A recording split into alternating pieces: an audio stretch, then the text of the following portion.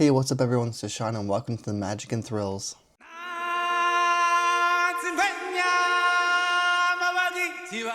Hey, what's up everyone, this is Sean and welcome to another video here on the Magic and Thrills.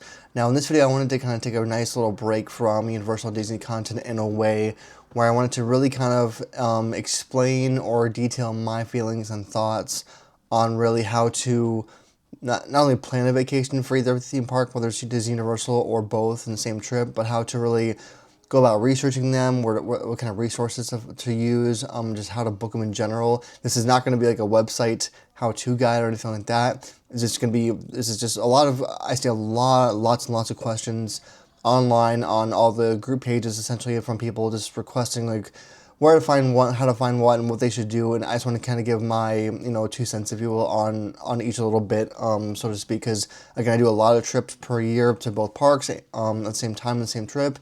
Also individual parks, and it all depends on the event you're going to, and if you have kids or not, which, if you bring the kids, that kind of thing, or if you're going solo, all that really kind of needs to be taken into account as well. Now, the first thing I'm going to suggest is this. So if you are either brand new to both theme parks or brand new to Disney World, brand new to Universal Orlando at all, and this is maybe even your first time doing a trip of either both parks or one or the other, and if you have kids, especially, even if you don't have kids, it really doesn't matter or make a difference on this.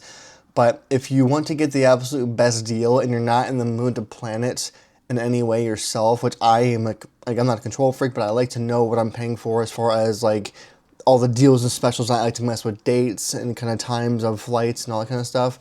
If you're not into that form, because a lot of people just want to pay for, like, a lot of people just want to give dates out, approximate dates and time of year, and kind of how many days they want to go for on a trip for, and they just want to just let someone else handle it. In that case, I would highly advise using a travel agency. I'm not sponsored at all by anyone. I don't have anyone that I'm even suggesting on this one, but using a travel agent is super easy because they are free to use. They get commissioned in a sense by Disney or by Universal for bringing in a package from you, the purchaser, the buyer, into their parks by buying hotel reservations and also just the park tickets and making it a whole package essentially. So they are free to use. There's many of them out there.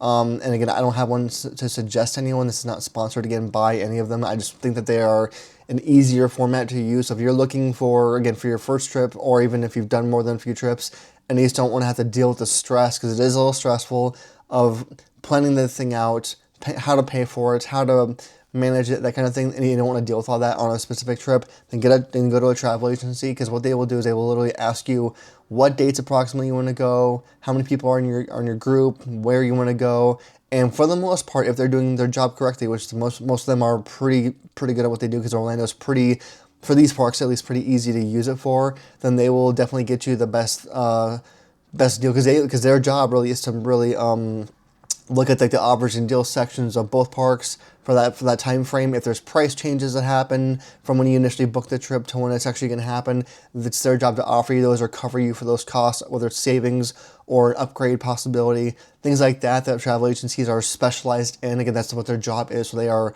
always looking out. They're paid. They make their money off of doing that and offering it to you as a purchaser, as a buyer. The other benefit too is that if you wanted to do kind of like a payment plan and have, everyone offers payment plans as far as like, and I don't mean like Affirm or Klarna, I don't mean like that. I mean like where you like want to like book it like a year ahead, because a lot of times these parks will, open up their reservations a year in advance or 2 years in advance, and then people will just pay it monthly. That's kind of what I do for our trips. I just book it a year ahead with, just a minimum down payment, and then I just pay monthly, kind of like just like a cell phone bill, and then just deal with it that way. That's just how I handle it. But again, that's my recommendation on it. And if you are someone of a traveler who does not want to deal with the stress of everything like that, because the other benefit too is that if anything goes wrong or happens on your trip during the trip, where it's like, just things like hotel adjustments, or you get tired of a park one day and you have 3 more to go, whatever the case is, and you want to adjust it, the travel agency is there for that too. So it's not even just a matter of planning ahead, booking ahead and getting ahead of everything. It's also for when you need to have those in-trip adjustments or even flight adjustments. So if you have like a flight that's delayed or missed a flight or whatever the case is with your flights, anything like that, or a car rental, they are there for that, because they are your specialty, your advisor, your everything for the trip. That's what their job is to do. So that's the first thing I would suggest if you don't want to deal with the overwhelming, process of booking these trips, because again, they can be a lot. Like for example, I'm booking a trip for myself in the end of April now to go to just Universal just for a few days to try and get on the Epic Universe previews. I'm doing that by myself, but then I also have my early June trip with my son and I for a week just to go to take him to Epic Universe, and then we have another trip in August for everything too. Because I just became a Universal annual pass holder, and the hotel rates are super awesome for what they are, and flights are cheap right now. So that's kind of my next thing too. Okay, so now my second piece of advice here is if you are someone who likes to book things on your own, you're like me, where you want to book things on your own, but you like to mess around with very date-specific time frames of the year. So for me, for example, it's really hard for me, I should say, with my kids and their schedule to book a trip on the weekends. Like I may have the time off from work and not have to use PTO for it, but as far as the part of planning where it's the cheapest to go for me, there's a lot cheaper flights, that kind of thing, that's when I will personally take great pleasure in a way of nitpicking my dates super specifically. And here's my advice for this. So if you are maybe going on a solo trip, or if you want to do like a weekend, like a really quick getaway to Universal, that's what I like to do. I like to do 2 to 3 day getaways where I fly in, have 1 or 2 days maybe in the park at most, and fly back. And it's usually when the flights are cheapest, hotel rates are cheapest. And this is my advice on when you should look for it. So there's no really specific time frame overall to book or not book this kind of trip. In that sense, I would recommend not doing it during the months of early to mid-April or late March, because that is spring break, middle of the summer. So really late June, early July, or most of July is not a good idea either, because again, those are the peak times of the year. No matter what you do, the prices are going to be higher just because it's the busiest time of the year. The holidays are kind of in a weird spot right now, as far as like some people are not choosing to go to theme parks right now for the holidays, so it's more almost on like the middle grounds of time, so to speak, where it's like not super busy. It's still busy, but not that bad anymore.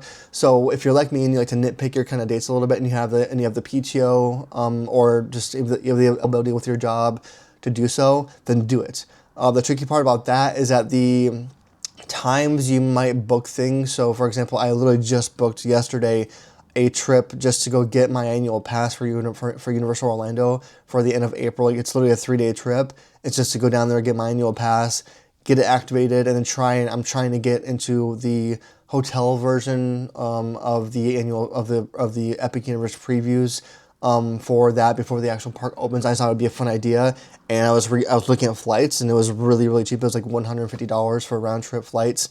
From where I live in Minnesota down to Florida and back. I was like $150, and then all I'm paying was like roughly, I have the annual pass holder rate for Cabana Bay, which is about $140 a night. So my whole trip, again, I'm going solo, so it's not really a trip with kids at all, but the whole trip for me is about $300. So I can easily throw that down for a 3-day trip and get out of the Midwest for a little bit and get some warm weather and some sun. So if you're like me and you like to do that kind of random, just like a little jump in, jump out kind of trip, which a lot of people do, then you can definitely do that. The way I plan those out for myself is I'll begin looking at the hotel rates. Again, I'm an annual pass holder for Universal Orlando, so you can actually, and again, so that's the fun thing about this, is that during the slower times, or I should say the moments before and after the busy season. So again, I'm not going in the middle of summer because it's going to be incredibly busy and expensive. So I'm going, again, by myself during the middle of the week. That's the biggest tip I can have, is that if you have enough PTO to handle it, or if you have the ability to make time off for yourself during the middle of the week, then do it. It's not going to be busy really as much because it's on a weekend.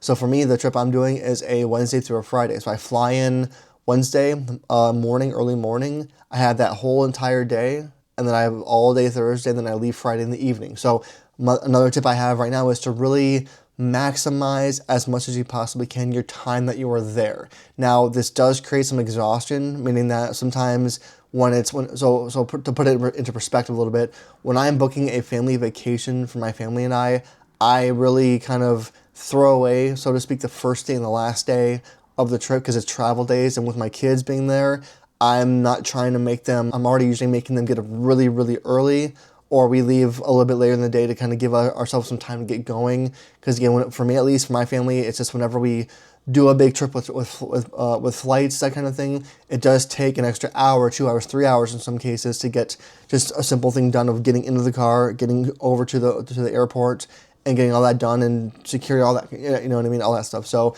when it's a family trip like that, I kind of, again, I throw away the first day and the last day because those are really just days of travel, and they're exhaustion days, and they're check-in days, and getting a rental car. And again, they're throwaway days. They're still fun, but it's a process. It's a journey. You have to deal with all the craziness of the airport and things that may go wrong or whatever, just things like that. But when it's myself, when it's a solo trip like the one I have in late April, early May here, then I kind of adjust myself, my planning to that day a little bit more, where I will use that first day and the last day more to my advantage. So for example, on this trip I have, again, I just booked yesterday.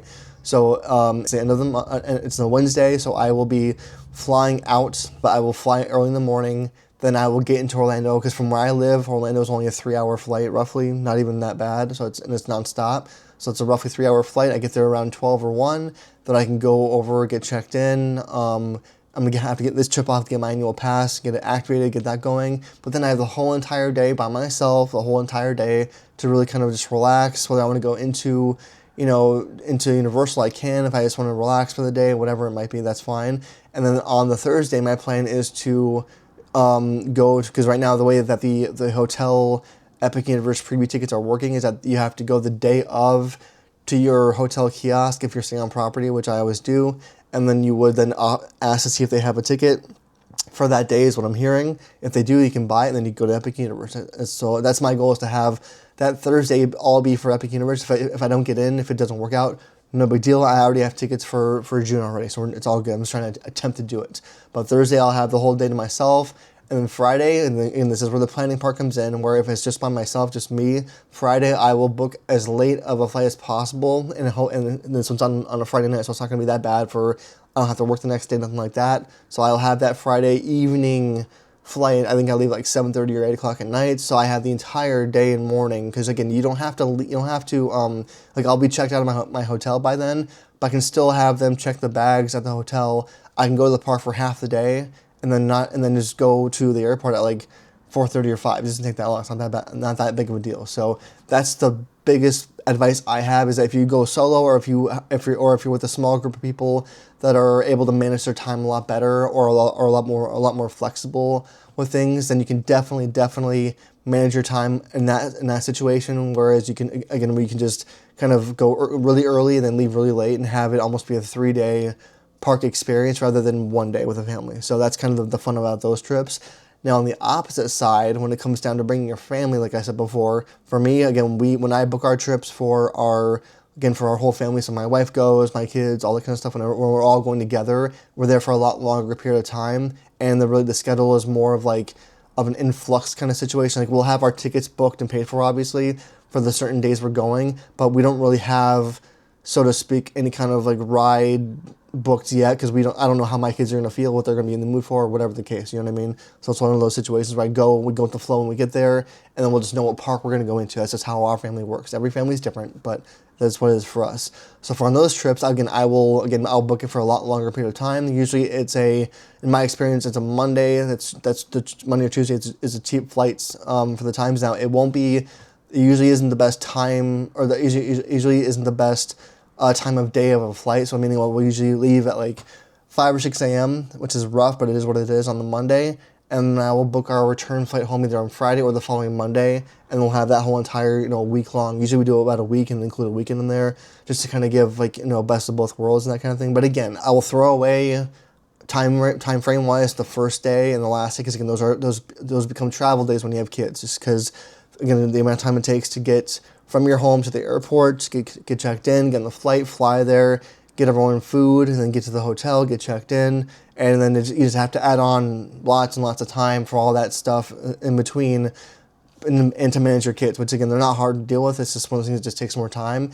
And then I like to relax the first day. We'll still do stuff, obviously, on the first and last day. It may not be in the park. We might just go to, and this is one of my biggest suggestions for you guys, my biggest piece of advice, is that on those travel only is where you know you're going to be only doing traveling. I would highly suggest only doing either like Disney Springs or going to City Walk, because you're still in the themed area, which is the fun part. You're still in the themed area of Universal or Disney. You still have that theming. You still have the crowds. You can kind of still get energy going. You can kind of just walk around and just ease yourself into the vacation experience, so to speak, which is part of the fun too.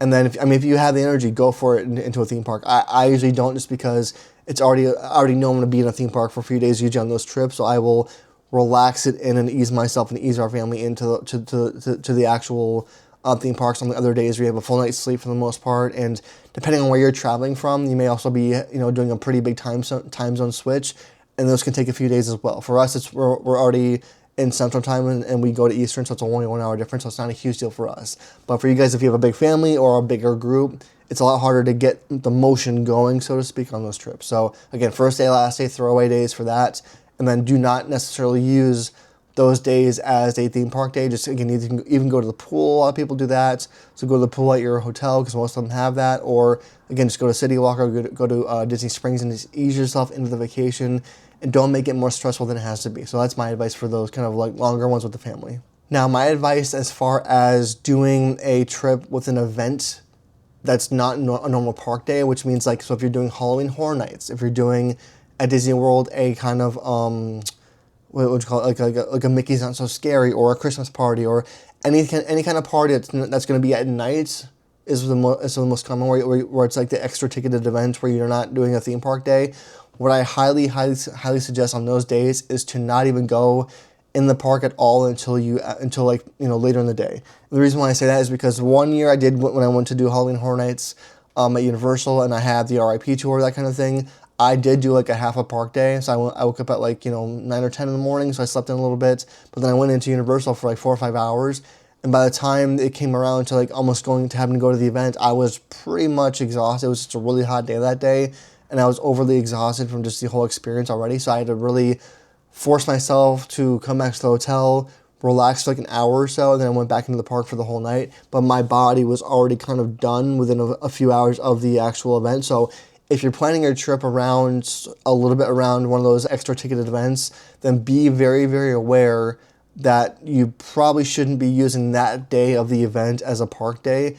Either just relax by your pool if you have one again, or again go to like the Disney Springs or the City Walk area and just relax and take your time throughout the day and kind of just relax and just enjoy the Orlando area. It doesn't even have to be a theme park. Just relax or stay at your hotel and kind of nurture your body, because again, you're going to be usually in those extra ticketed events, you're going to be doing a lot of walking, because you're going to be a lot more, I would say, intent on doing more activities, because you paid almost a full park day worth of price to do either for lower wait times or the extra food that's included with it, or in this case, Halloween Horror Nights, where you have the entire night to do like upwards of like, 10 houses and all that kind of stuff. So that's my advice for those event ones, is where you, again, if you have that kind of trip plan, then just take it easy on those days. So that's kind of my advice on how to keep your trips kind of somewhat simple, again, as far as that goes. So again, and the other thing I want to bring up too is, if you're like me and you like to plan everything out, if you're looking for additional ways to save money on your trips, then definitely always keep an eye out on both Universal and Disney World's pages for the deals and offers sections, because they are always going to have decent deals. Like right now, for example, Disney World has, if you have kids, they have the half off kids offer. So if you have a kid that's 3 to 9 years old, then you can get half off of their tickets if you do 3 days or more. And then the other part, right now, and that starts later this summer, but if you have the Universal side, reservations on Universal side, then they also are currently offering a buy 2 days, get 2 free, which is really cool for that too. So again, that's kind of my advice for kind of plan your vacations a little bit, how to ease into them a little bit, plan them out a little bit, that kind of thing. Just general advice on what I see from people asking a lot online and my experience with doing it myself. So if you have any questions or comments, let me know below and I'll answer them as well. Otherwise, thanks for watching, and I'll see you all in the next video.